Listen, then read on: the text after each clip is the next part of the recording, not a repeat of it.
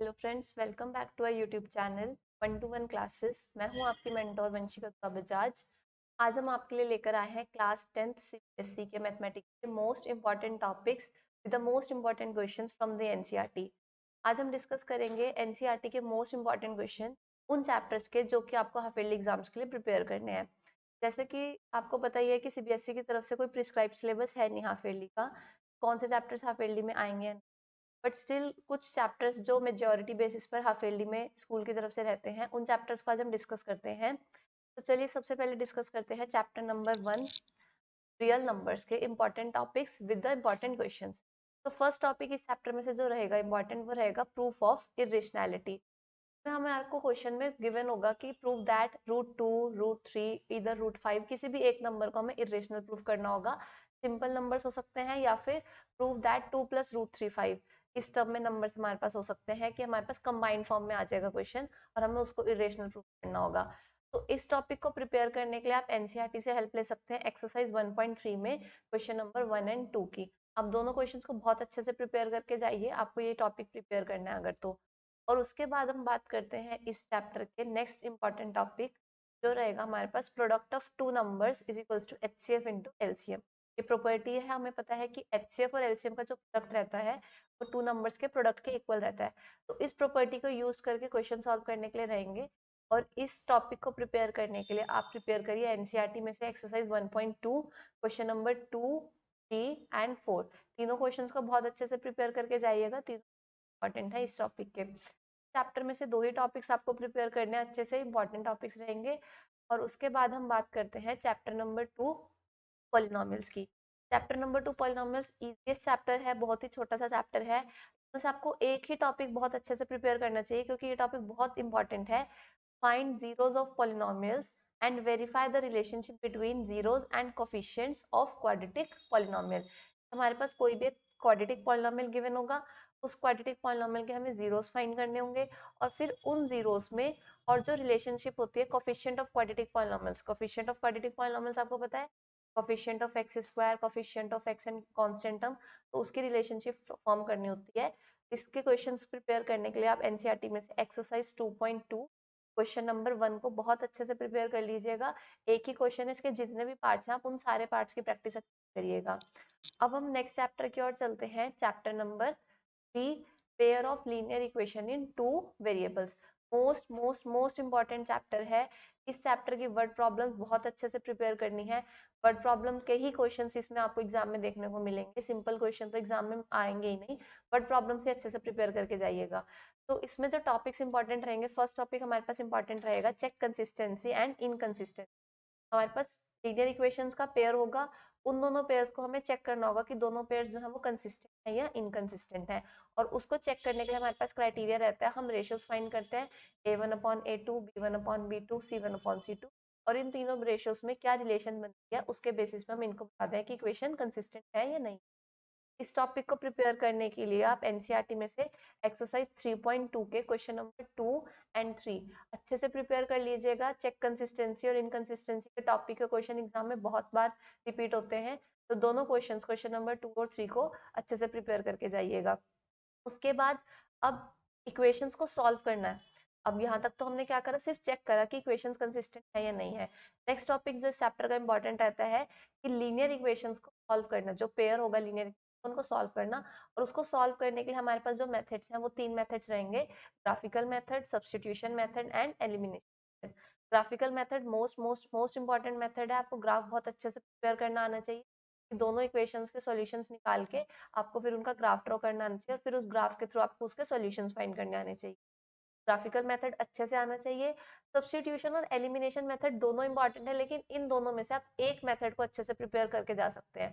अगर आपकी दोनों मेथड्स पे कमांड नहीं बनती तो एटलीस्ट एक मेथड को अच्छे से प्रिपेयर कर लीजिएगा। अब हम इनके इंपॉर्टेंट क्वेश्चंस की बात करते हैं। तो ग्राफिकल मेथड के जो इंपॉर्टेंट क्वेश्चंस रहेंगे वो एक्सरसाइज 3.2 में से ही रहेंगे, question number 4 and 7। Seventh question most important है, बहुत ही इंपॉर्टेंट क्वेश्चन इसलिए है क्योंकि ये बाकी क्वेश्चन से डिफरेंट है। बाकी क्वेश्चंस में आपको सिंपल दो इक्वेशंस गिवन होंगे और उनका ग्राफ ड्रॉ करना होगा। इस वाले सेवेंथ क्वेश्चन में हमें ग्राफ के साथ साथ ट्रायंगल के वर्टिसेस भी फाइंड करने होते हैं। तो सेवेंथ क्वेश्चन मोस्ट इंपॉर्टेंट है ग्राफिकल मेथड के उसके लिए। नेक्स्ट हमारे पास जो टॉपिक रहेगा सब्स्टिट्यूशन के इंपॉर्टेंट क्वेश्चंस। सब्स्टिट्यूशन के इंपॉर्टेंट क्वेश्चंस को प्रिपेयर करने के लिए आप करिए एक्सरसाइज 3.3 फ्रॉम एनसीईआरटी और इसके क्वेश्चन नंबर 1 के 4th एंड 5th पार्ट को अच्छे से प्रिपेयर कर लीजिएगा। और इसी के साथ साथ हम वर्ड प्रॉब्लम्स भी डिस्कस करते रहते हैं, कौन कौन सी वर्ड प्रॉब्लम्स करनी है। तो सब्स्टिट्यूशन मेथड की जो वर्ड प्रॉब्लम्स रहेंगी वो रहेंगी question number 2 and question number 3 में पार्ट नंबर 2, 4 एंड 5। आप इन तीनों पार्ट्स को अच्छे से प्रिपेयर कर लीजिएगा। सब्स्टिट्यूशन मेथड की वर्ड प्रॉब्लम्स है ये, आप इन्हें सॉल्व एलिमिनेशन से भी कर सकते हैं, लेकिन सब्स्टिट्यूशन मेथड की प्रैक्टिस करने के लिए आपको ये तीनों वर्ड प्रॉब्लम्स अच्छे से आनी चाहिए। उसके बाद हम बात करते हैं next topic elimination method. Elimination method की प्रिपरेशन के लिए एनसीईआरटी में क्वेश्चन है एक्सरसाइज नंबर 2.4। उसके क्वेश्चंस आप प्रिपेयर करिए। फर्स्ट क्वेश्चन का 4th पार्ट बहुत अच्छे से प्रिपेयर करके जाइएगा और वर्ड प्रॉब्लम्स के लिए प्रिपेयर करिए। वर्ड प्रॉब्लम्स जो रहेंगी क्वेश्चन नंबर 2 में वर्ड प्रॉब्लम्स हैं, क्वेश्चन नंबर 2 के 1st, 3rd and 4th part को अच्छे 5th पार्ट को अच्छे से प्रिपेयर कर लीजिएगा। साथ ही साथ आप इसके साथ एग्जाम्पल नंबर 11 एंड 13 भी प्रिपेयर कर लीजिएगा। एग्जाम्पल 11 एंड 13 को बहुत अच्छे से प्रिपेयर करके जाइएगा। दोनों एग्जाम्पल जो है वो वर्ड प्रॉब्लम के ही हैं। तो वर्ड प्रॉब्लम को आपको इक्वेशंस फॉर्म करनी आनी चाहिए इस चैप्टर में से, क्योंकि इस चैप्टर में जो रहेंगे वर्ड प्रॉब्लम बेस्ड क्वेश्चन। यहाँ पे नीचे जो इंपॉर्टेंट टॉपिक भी मेंशन है, जैसा कि आपको स्क्रीन पर शो हो रहा है कि simple problem based on upstream, downstream, speed, distance and time, fix charges and variable charges, इस टाइप की वर्ड प्रॉब्लम्स देखने को मिलती हैं। तो जितने भी आपको इंपॉर्टेंट क्वेश्चन बताए हैं उनके सबके वर्ड प्रॉब्लम्स को अच्छे से प्रिपेयर कर लीजिएगा। और इसके बाद हम बात करते हैं next chapter, chapter number 4, quadratic equation. Quadratic equation छोटा सा चैप्टर है, बहुत ही कम टॉपिक्स हैं इसमें। तो इंपॉर्टेंट टॉपिक्स जो इसके रहेंगे वो रहेंगे solving quadratic equations using factorisation, कि आपको फैक्टराइजेशन के थ्रू क्वाड्रेटिक इक्वेशन सॉल्व करनी आनी चाहिए एंड क्वाड्रेटिक फॉर्मूला के थ्रू भी आनी चाहिए।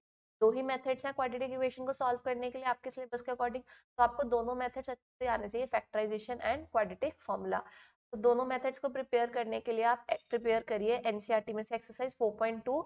फैक्टराइजेशन के क्वेश्चंस होंगे इसमें, क्वेश्चन नंबर फर्स्ट में part number 3 and part number 4। दोनों मेथड्स फैक्टराइजेशन के दोनों क्वेश्चंस अच्छे से प्रिपेयर कर लीजिएगा। साथ ही साथ इसके साथ प्रिपेयर करिए एग्जाम्पल नंबर 5। एग्जाम्पल नंबर 5 भी रहेगा, फैक्टराइजेशन का टॉपिक रहेगा। उसके बाद बात करते हैं क्वाड्रेटिक फॉर्मूला के इंपॉर्टेंट क्वेश्चंस की। क्वाड्रेटिक फॉर्मूला जो है वो मोस्ट इंपॉर्टेंट टॉपिक है। तो इसके इंपॉर्टेंट क्वेश्चंस जो रहेंगे वो रहेंगे एक्सरसाइज 4.3 में question number 2 part number 3, question number 3 में पार्ट 1 एंड 3 के साथ एग्जांपल्स इसके इंपॉर्टेंट रहेंगे 12 to 15। Example 12, 13, 14, 15 all the 4 examples are most important examples. तो आप इस चैप्टर को अच्छे से प्रिपेयर करिए और इसी के साथ साथ इस चैप्टर में एक और टॉपिक भी हमारे पास इंपॉर्टेंट रहता है। पहले आप इसमें क्वाड्रेटिक फॉर्मूला के एग्जांपल्स भी प्रिपेयर कर लीजिएगा, एक्सरसाइज 4.3 के क्वेश्चंस भी प्रिपेयर कर लीजिएगा।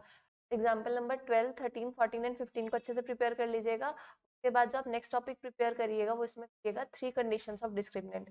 3 conditions of discriminant quadratic equation में डिस्क्रिमिनेंट फाइंड करते हैं, उसकी वैल्यू के ऊपर डिपेंड करता है कि डिस्क्रिमिनेंट पॉजिटिव है, नेगेटिव है या जीरो के इक्वल। डिस्क्रिमिनेंट अगर जीरो के इक्वल है तो ये हमारे पास टॉपिक बहुत इंपॉर्टेंट रहेगा। तो हमें k की वैल्यू फाइंड करनी होती है कि find the value of k if the given quadratic equation has real and equal roots. कि हमारे पास एक क्वाड्रेटिक इक्वेशन रहती है, उसमें k एक मिसिंग टर्म प्रेजेंट रहती है और उस मिसिंग टर्म को हमें फाइंड करना होता है, और वो मिसिंग टर्म हम फाइंड करते हैं रियल एंड इक्वल रूट्स हैं। तो हम डिस्क्रिमिनेंट की वैल्यू निकाल के उसको जीरो के इक्वल रख के उसमें हम k की वैल्यू फिर फाइंड कर सकते हैं। इस वाले टॉपिक को प्रिपेयर करने के लिए आप एनसीईआरटी में एक्सरसाइज 4.4 क्वेश्चन नंबर 2 और उसी के साथ एग्जाम्पल नंबर 17 प्रिपेयर कर लीजिए बहुत अच्छे से। अब हम नेक्स्ट चैप्टर की बात करते हैं, chapter number 5, arithmetic progression. AP chapter है, बहुत ही क्वेश्चंस आपको देखने को मिलते हैं। तो जो इसका फर्स्ट इंपॉर्टेंट टॉपिक रहेगा वो रहेगा question based on missing term. Missing term के बेसिस पे आपको क्वेश्चंस जो होंगे वो करने होंगे। इसमें एक्सरसाइज 5.2 में आपको क्वेश्चन प्रिपेयर करने हैं, क्वेश्चन नंबर 1, 3 एंड 5। और इसी के साथ आप एग्जांपल्स प्रिपेयर करिए, एग्जांपल नंबर 4, 5, 6 एंड 7। आपको मिसिंग टर्म के सारे क्वेश्चन इस एग्जांपल्स में और क्वेश्चंस में देखने को मिल जाएंगे। और नेक्स्ट क्वेश्चन जो रहेंगे, नेक्स्ट टॉपिक जो इंपॉर्टेंट रहेगा वो रहेगा simple problems based on some of n terms of an AP. हमारे पास सम ऑफ n टर्म्स का जो फॉर्मूला रहता है उस फॉर्मूला को अप्लाई करके हमें प्रॉब्लम सॉल्व करनी होगी। इसके लिए इंपॉर्टेंट क्वेश्चंस रहेंगे एक्सरसाइज 5.3 में question number 9 to 14 and example number 15 and 16। दोनों एग्जाम्पल्स बहुत इंपॉर्टेंट है, अच्छे से प्रिपेयर कर लीजिएगा। चैप्टर नंबर 5 में दो ही टॉपिक्स बहुत इंपॉर्टेंट है, दोनों टॉपिक्स को अच्छे से प्रिपेयर करने के लिए आप इन क्वेश्चंस और इन एग्जाम्पल्स को प्रिपेयर कर लीजिए। अब हम बात करते हैं next chapter, chapter number 6, triangles की। ट्रायंगल्स के जो हमारे पास इंपॉर्टेंट टॉपिक्स रहेंगे वो तो सबसे पहले आएगी theorem, theorem number 6.1 basic proportionate theorem. बहुत ही इंपॉर्टेंट थ्योरम है। लॉन्ग क्वेश्चन में लॉन्ग 4 to 5 मार्क्स में ही आपको थ्योरम एग्जाम में पूछ सकते हैं प्रूफ करने के लिए। 4 to 5 मार्क के पॉइंट ऑफ व्यू से आप इस थ्योरम को बहुत अच्छे से प्रिपेयर कर लीजिए, प्रूफ करने के लिए इसका आ जाता है। उसके बाद जो हमारे पास इसमें इंपॉर्टेंट टॉपिक रहेगा वो रहेगा prove two triangles are similar using similarity criteria. दो ट्रायंगल्स को हमें सिमिलर प्रूफ करना होता है सिमिलैरिटी क्राइटेरिया अप्लाई करके। तो उसमें हमारे पास वैसे तो क्राइटेरियाज बहुत सारे रहते हैं, लेकिन जो सबसे ज्यादा इंपॉर्टेंट क्राइटेरियाज हैं वो रहेंगे एंगल एंगल एंगल क्राइटेरिया और एंगल एंगल क्राइटेरिया।